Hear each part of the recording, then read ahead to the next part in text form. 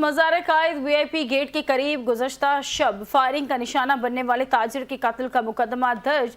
Jamshed quarter थाने में बेटे की मुद्दत में मुकदमा दर्ज किया गया है। मजीद इस बारे में जान लेते रिजवान शाह से। जी रिजवान।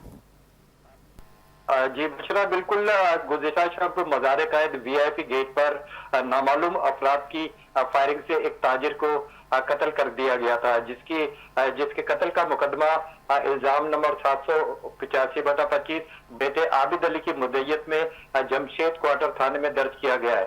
इस हवाले से जो पुलिस से हमारी बात हुई है, पुलिस का कहना है कि जो मकतूल का बेटा है आबिद अली, उसने मौक़िफ़ इख्तियार किया है कि गुज़िश्ता शब उनका वालिद जो है, जिसका नाम शब्बीर कासम था, वो अपने 2 मुलाजमीन के साथ मोटरसाइकिल पर आ रहे थे कि नामालूम मुल्ज़िमान ने वीआईपी गेट के करीब आकर जो है फायरिंग की, जिससे वालिद शदीद जख्मी हो गए। अस्पताल मुंतकिल करने अस्पताल पहुंचने के बाद वो जाँ बहक हो गए।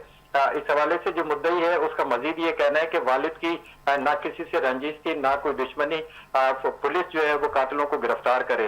इसके अलावा जो पुलिस से हमारी बात हुई है, पुलिस का ये कहना है कि जो मकतूल का बेटा है, जो मुद्दई है मुकदमे का, उन्होंने गुज़िश्ता शब मकतूल की लाश का पोस्टमार्टम कराने से मना कर दिया था। ताहम जो मुकदमा दर्ज हो गया है। बहुत शुक्रिया आपका।